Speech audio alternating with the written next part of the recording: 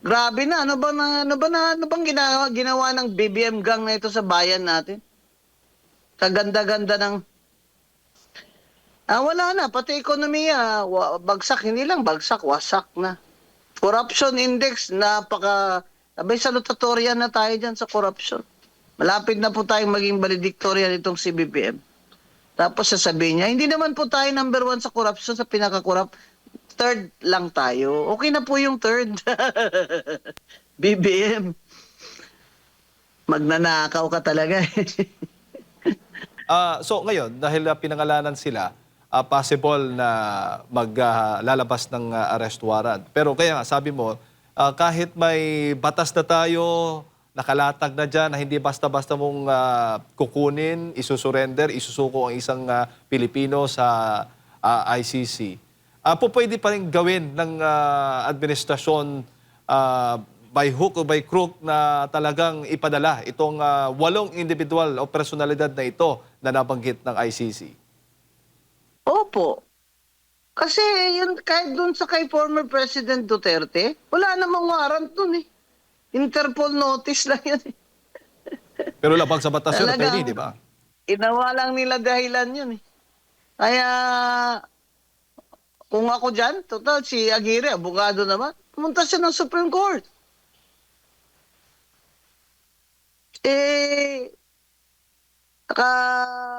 Noon sa kay former president, nagtago sila lahat. Si Tory lang yung, hinarap nila sa tao. Parang, ginawa na lang gago yung kababayan ko ah. Unos authority, sabi ni Digong, sabi ni my authority. Ngayon lang ako nakakita ng chief PNP na may na may authority. Ano ba yun? Secretary of Justice ba yun? Pwedeng pumirma na.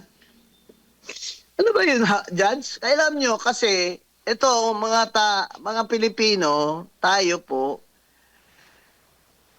wag na po tayong pumayag na ito, martial law. Kukunin na lang tayo. Walang warrant na verified ng domestic court.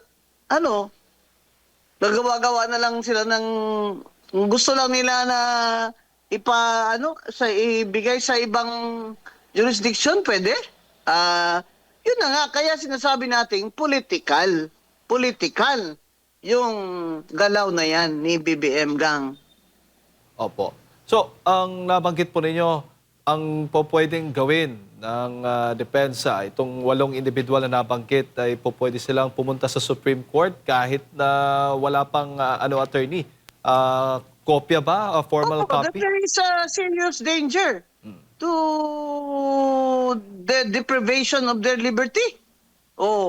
Kaya lang ayoko mag-abogado dyan kay Bitagiri kasi matalino naman yan eh. Opo. Okay. Pero, pumunta sila ng Supreme Court para matestingan na ito. Magka-landmark case na ito. Opo. Grabe. Attorneys, Grabe na, ano bang ginawa ng BBM gang na ito sa bayan natin? Kaganda-ganda ng wala na, pati ekonomiya, bagsak, hindi lang bagsak, wasak na. Corruption index, abay salutatorian na tayo dyan sa corruption. Malapit na po tayong maging valedictorian itong si BBM. Tapos sasabihin niya, hindi naman po tayo number 1 sa corruption, sa pinaka-corrupt. Third lang tayo. Okay na po yung third. BBM. Magnanakaw ka talaga eh. Attorney si Partner Admar, kasama ko po dito, may mga karagdagang katanungan. Attorney, maayong aga, maayong buntag. Nabanggit nyo rin kanina na yung pabago-bagong isip ng ating Pangulo. Kasi in fact, noong April 15, nung siya ay nakapanayam ng grupo or ng Foreign Correspondents Association of the Philippines, April 15 yata ito, 2024, abay ginit siya during that time na hindi niya isusurrender kahit may warrant of arrest itong si kay Pangulong Rodrigo Duterte from ICC. Hindi ba siya pwedeng mayroon ba siyang maaaring pananagutan dito po, attorney? At may tuturing na po ba itong pagsuko sa ating soberanya? Kasi kinikilala din niya na wala na sa ating jurisdiction kahit hindi pwedeng umiral yan sa bansa. Hindi naman siya nasusurrender ng sovereignty. Pero nagpapakita siya na talagang weak siya na leader. Abay, kung strong leader ka, di dapat dito mo niliti si Digong. Bakit? Si GMA, dito na naman nila kinulong. Dito rin nila kinulong. Yung pinail kasi yan ng complainants at the time, si Duterte pa ang presidente, if I am not mistaken. Hindi na siya presidente nung dinakip siya. Bakit? May local naman na batas dyan. Yun nga naging basis din nila eh. Bakit din daw nila na kailangan ng...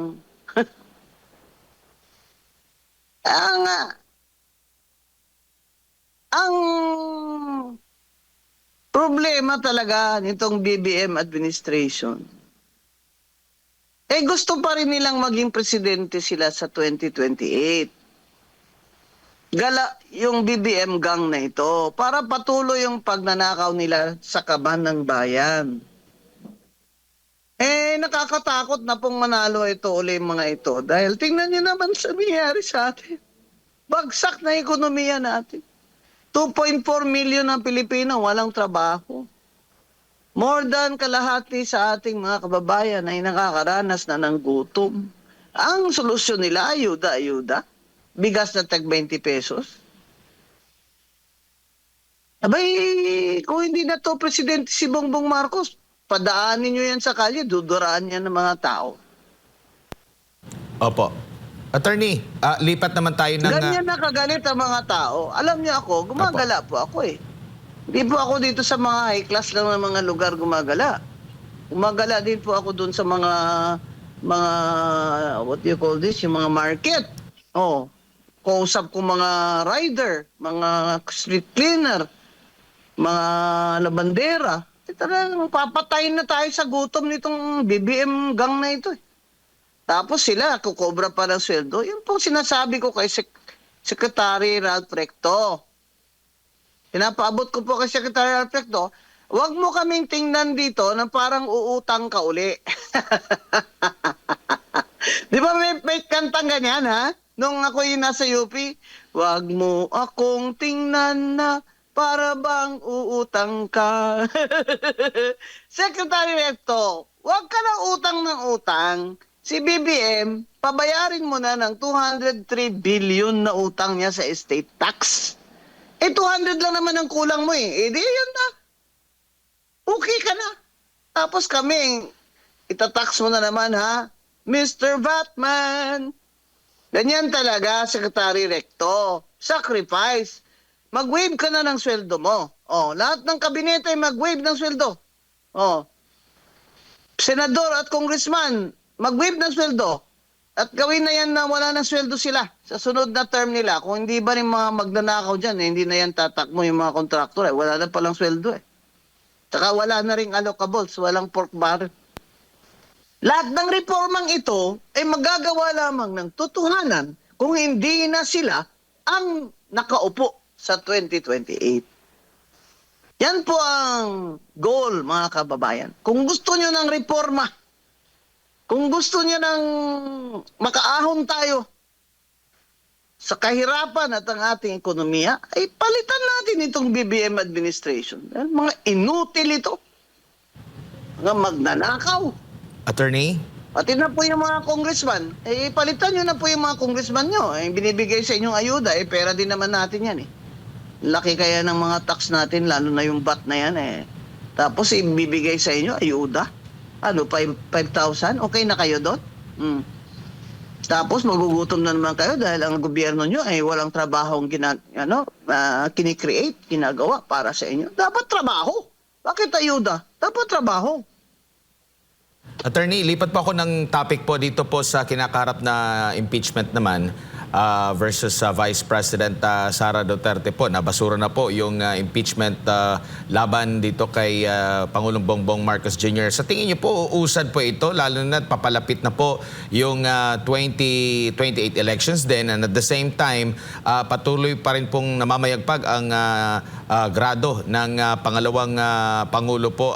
Attorney, maaari bang may pagbabago sa tingin niyo po ang mga isip ng mga kongresista dito na boboto po, Attorney? Nag-iisip na yan mga yan eh. Sabi nga ni Congressman Paulo Marcoleta sa akin, naririnig daw niya sa lounge eh. Iba nag-uusap na parang ayaw na nilang pumirma kasi malapit na eleksyon, baka maresbakan sila. Alam no, they're all political animals. Isipin nila ang re-election nila. Kaya naman sila dikit ng dikit nun sa puon nila na si Martin Luther King Romualdez. Lalo na yan si Luistro ng Batangas. Kasi yun ang namimigay sa kanila ng pera na ipamumudmud nila. Pamudmud nila yung pera natin, parang kanila. Yan lang po ang incentive nila doon. Ngayon, kung tanggalin mo yan, wala na silang ayuda. Hindi na bawal na silang magbigay ng mga pangalan. Wala na silang allocable. Diretso na ni Secretary Dizon doon sa mga LGU. Kung anong kailangan. Dapat according to an economic plan naman. Grabe naman. Kung tayo nyo lahat yan, basketball court. Kung tayo nyo lahat yan, waiting shed. Ano nangyari sa atin? Dapat i-prioritize nyo. For example, LGU magpapagawa. Pero unahin muna ha, school buildings. Di ba? Tsaka yung farm to market road na yan na naman. Yan ang bagong flood control scam. Yung farm to market road kasi hindi naman makikita yung road na yan doon sa tuktok ng bulkan. Lalagyan nila. Kaya, etong impeachment na ito kay Vice President, posibleng i-dismiss nila. Sasabihin nila, lacking in substance. Kasi confidential fund ang basis. Meron ng COA unmodified finding na pumasa na sa audit ng COA yung confidential fund na 129 million. Compare mo naman sa ilang bilyon-bilyon mo ninakaw ng mga magnanakaw na congressman dyan at DPWH. Kasama pala yung mga taga-Malacanang, yung mga undersecretary pala na naglalagay din sila ng mga sarili nilang flood control tsaka unprogrammed funds. Grabe. PBM, ay sakit ka na ngayon kaya ganyan. Lahat ng pera mo dyan, isaksak mo dyan sa tiyan mo. Attorney? Mga kababayan, ako po ay nananalangin na lang, gabi-gabi, na baka sa 2 taon naman po ay may light at the end of the tunnel. Basta wag nyo lang po silang ipanalo sa 2028 ay magkaka-reform tayo. Hindi pwedeng sila rin ang magre-reforma, sila rin yung sumira sa bansa natin at sa ating ekonomiya, sa ating mga kababayan. Kaya possible talaga na ma-dismiss nila yan. Pag may basbas. Kasi kahit na nag-inhibit si Sandro as majority leader, kunyari lang yun. Pag may utos, gagawin pa rin yun. Iaakyat pa rin sa Senado. Pero ito lang po ang sasabihin ko sa inyo. Dinidistract lang tayo ng mga ito para hindi natin nila panagutin si Martin Romualdez eh. Kung sino pakulong nila, si Bong Revilla, kung sino. Yung sinabi ni Bernardo, hindi lamang si Revilla, si Grace po kasama doon. Pero si Bong Revilla lang ang kinulong. Pwedeng iakyat nila. Sige, iakyat nila. Pero kailangan nila ng 2/3 vote ng Senado or 16 votes. Bilangin nyo na kung may 16 votes sila. Wala silang 16 votes dahil 9 na ang hindi sasang-ayon sa impeachment. So ilan lang kanila? 24 minus 9. Oy, mga batang grade 3. 24 minus 9. Ilan lang kanila? 15? O, 15. Kulang sila ng isa. Di ba? Kahit na sabihin pa nilang, hindi naman nag-attend si Bato nagtatago si Bato O di minus na yung sa total. Hindi. Kasi nakalagay naman sa konstitusyon dapat 2/3 ng buong Senado. So kahit absent, kahit abstain, 2/3 pa rin ang kailangan. 16, 16 ang kailangan nila na para ma-impeach ang Vice President. Lahat po ito, kung sa Bisaya, balabugay lang Para makalimutan natin yung mga magnanakaw dyan. Attention! Nasaan na si Martin Luther King Romualdez? Dapat yun ang makulong kasi yun talaga ang mastermind. Diba? Di naman pwedeng nagawa yung budget na yan.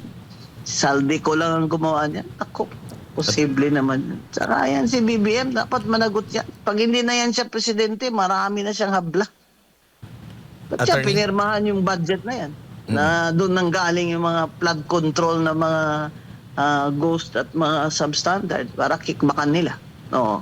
So, mga kababayan, ako naniniwala talaga ako may Diyos. May Diyos ang kalibutan. So kung hindi po natin ma-achieve yung justice ngayon ay darating din po yun. Tingnan niyo yung martial law, ilang taon kami nagtiis dyan. Mas marami pang nagsakripisyo. Nagahasa, namatayan ng anak, asawa, kapatid, nangawala yung mga tao, desperasidos. Grabe. Pero dumating din ang araw na natanggal si Ferdinand Marcos. Kaya, mga kababayan, wag din yun pong puro lang tayo panalangin. Kailangan magprotesta talaga tayo. Kahit sa Facebook lamang. Kailangan ho kayong makilahok sa pagprotesta sa corrupt na administrasyon ni BBM at ni Martin Romualdez. Attorney, may iba lang topic. Yes. Opo, isang topic na lang po. Patungkol naman po dito sa isinusulong po nila ng mga priority na mga panukalang batas. Nandun po yung anti-political dynasty bill at ito pong pagtanggal o pagbasura sa travel tax. Ano po ang masasabi niyo po ukol dito po, Attorney?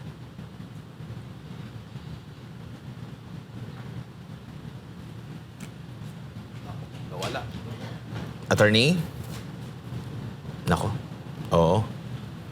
Balikan lang natin na maya-maya kung makakabalik pa si Attorney Rowena Guanzon, dati pong COMELEC Commissioner. Ang huli ko pong tanong ay meron po kasing mga panukalang batas na nais po na gawing prioridad ng administrasyong kasalukuyan. At kasama nga po rito ay ang pagsasabatas ng anti-political dynasty bill at yung marami na rin pumapalag dito nga po sa travel tax. Ayan.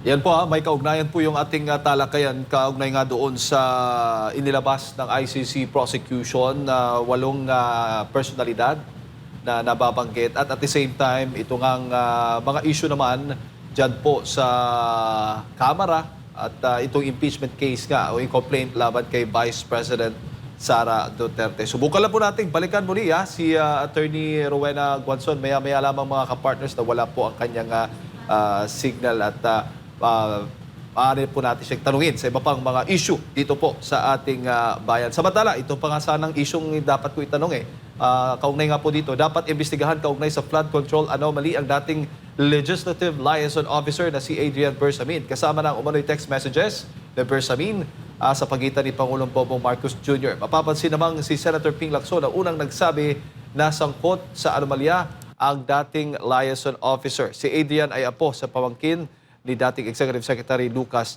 Bersamin. Attorney, balik po tayo. Si Admar po ito ulit. Meron pong mga priority bills ang administrasyong ito. Kabilang po yung anti-political dynasty at yung... Yung anti-political. Opo. Sige po, Attorney. Siyempre, gusto nilang yung kunyari nagre-reform si BBM. Kaya inunahan nila yung iba. Nauna si Sandro Marcos mag-file ng anti-dynasty. Pero sumunod naman si Chel Jokno. Ito lang nakakatakot dyan eh. Hello? Go ahead po, Attorney. Hello? Sige po, Attorney. Nakakatakot dyan. Kung gagawin nilang batas yung political dynasty na bill na mahina, abay, para na rin tayong nag-legalize ng political dynasty. Kaya yung mukha doon na hanggang 4th degree, hanggang 4th degree, hindi lang 3rd degree. Kasi yung 3rd degree, first cousins yan. Sang-ayon ako doon. Ang gusto ko pa nga bawat sa isang probinsya, isa lang sa kanila. Isa lang. Exempted na lang yung pangalan nito? Exempted na lang yung mga sanggunian, mga barangay. Exempted na lang yun. Kasi may sariling political dynasty law na ang barangay So, dapat yung... excuse me. Sorry. Kasama din yung mga sanggunian pala. Barangay lang exempted dyan kasi may sarili siyang special law. Dapat nga sa buong probinsya, isa lang sa kanila. Di po ba? Kasi itong... May isang bill dyan na nakalagay, up to 3rd degree. Tapos hindi niya nilagay yung party list. Lulukohin na naman tayo So, hindi tatakbo sa district niya yung kapatid niya. Pero tatakbo ang party list. Pareho din yun. Dapat nakaspecify. At yung party list act na yan, isynchronize nila dyan sa anti-political dynasty nila na law. Opo. Hindi lang naging na ito. Itong political dynasty is actually isa sa mga ugat ng ating mahinang demokrasya at korupsyon. Dahil magkakamag-anak sila. Kanya-kanya silang they control power. They have power not only in our economy, but even in their local economy. May balita nga ako, yung iba dyan Hindi ka daw pwedeng magnegosyo doon sa isang bayan kung hindi approve ng mayor doon at congressman na magkamag-anak naman. Dapat kahit na wala pang bill, pumirma na sila ng kanilang commitment na wala silang patakbuhing party list representative na kamag-anak nila within 4th degree kahit wala pang batas ngayon. Pero ito naman Comelec kasi, di ba? Itong Comelec, tingnan mo itong Comelec, Andyan na nga sa konstitusyon na 3 terms lang ang congressman. Siyempre kasama na dyan ang party list. Bakit? Di ba congressman yung party list rep? Pero si Chairman George Garcia ng Comelec ay pinuklaim pa rin si Yeda Romualdez na pang-apat niya na ito. Tapos ang dahilan niya, it may be questioned later. Bakit i-question ko pa yan later? Dapat hindi nyo na inalaw yan. Pinasubstitute nila si Yeda na mass resignation yun. Hindi Rowena Guanzon case. The Supreme Court said, hindi maganda. Grave abuse of discretion ng Comelec na pinasubstitute si Rowena Guanzon dahil nag-mass resignation bago siya nilagay as substitute. Ganun din naman ang kay Yeda Romualdez. Pina-resign yung 3rd, 4th, 5th nominee. Pero in the first place, dapat as 6th nominee, disqualified siya. Kasi pang-apat niya na term. To naman mga ito, wala nang hiya talaga. Walang hiya-hiya na. Opo. Pero, attorney, nakikita po ninyo, punteriya din po nito. Last question na kasi hindi pa ako nag-almusal. Okay yung po, lola attorney. nyo, Okay. may diabetes. Okay. Ito na lang po, attorney. Ng gamot. Opo. Reaction na lang po ninyo. Komento na lang po ninyo dito nga sa issue tungkol nga sa pagitan nitong si Yusek Adrian Bersamin, to palitan nga ng mensahe ni Yusek Adrian Bersamin at Pangulong Bongbong Marcos Jr. tungkol sa umunoy kickback sa mga flood control projects? Saan ang galing yung text na yan? Si Yusek Bersamin mismo ang nagbigay niyan? Ang sabi ni Congressman Sa source? Erice, ang source daw nila si Congressman Leviste. Pinakita daw ni Congressman Leviste yung palitan ng mensahe sa kanila ng ilang mga kongresista from minority. Eh, pwede naman ma-verify yun eh. I-verify ang numbers. Basta pumayag sila or they're under investigation, the court can order. Diba? Na i-disclose yan ng mga Globo, smart na yan. Eh, ako naniniwala ako dyan. Alam nyo, mga kababayan, hindi naman nangyari itong lahat ng mga pangnanakaw na ito, pandarambong sa atin ng mga ito. Kung si Bongbong mismo ay wala rin kanyang share, hinayaan nga niya yan kasi meron din siyang share. Di ba? Kaya niya nga pinirmahan yung budget na yan kahit na alam niya na overpriced na lahat. Sobra-sobra na yung flood control projects kasi meron siyang share. Ngayon naman, yung budget natin, tingnan nyo, may unprogrammed funds pa rin. Yung sinasabi nga ni Dr. Winnie Monsod, na profesor ko sa UP School of Economics, bakit nandyan pa yung unprogrammed funds na yan? Oh, eh yan source naman ng pagnanakaw pa yan. Saka yung unprogrammed funds, ibig sabihin wala namang pera yan. Maghihintay ka pa kung merong revenue na darating. Eh, ba't mo pa nilagay dyan? Oo. Kasi, ano mo yan? Parang ano ba? Backup niya na alkansya yan para sa pagnanakaw niya. Ay, sinasabi nga, bakit nandyan pa yan program funds na yan? Dapat yung dinilit na yan ng Senado o dun sa BICAP. Ito naman kasi, ewan ko ba, ayaw ko na ng maraming kaaway, pero sinasabi ko talaga yung totoo eh. Wala naman akong personal na away sa mga ito. Eh, sinasabi ko lang po ang totoo. Kasi, ano naman po, ang usefulness ko sa buhay ko, na napaka binigay sa akin ng Panginoon at mga magulang ko itong talino ko, at katayuan ko sa buhay, at lahat ng mga work experience ko, mga naging teachers ko, lahat po ito binigay sa akin para ano, yun po, isipin nyo lagi, kung kayo po ay may mga talento, para ano, para sa sarili ko, hindi po, kailangan po talaga mahalin natin ang bayan natin. Kaya mga kababayan, panoorin nyo po ako, o plug ko na to sa TV, Net25, bawat Miyerkules, alas 4 ng hapon sa Usapang Matino.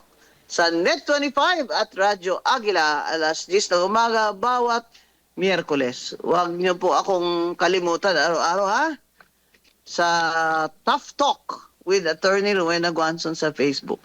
Maraming salamat Thank you po po, sa Attorney. SMNI. Opo, thank you. Maraming salamat po, Attorney. At sa ulitin po. Ayan po mga kababayan, si Attorney Rowena Guanzon, ang dating commissioner ng ating pong nakasama na pakinggan ngayong umaga. Kaugnay nga po dito sa inilabas ng ICC prosecution, doon po sa issue ng impeachment. At the same time, ito naman pong issue ng dynasty, political dynasty. At ang issue naman po nitong palitan na mensahe sa pagitan ni Yusek Bersamin at ni Pangulong Bongbong Marcos Jr. kaugnay sa di umano'y kickback sa flood control anomaly.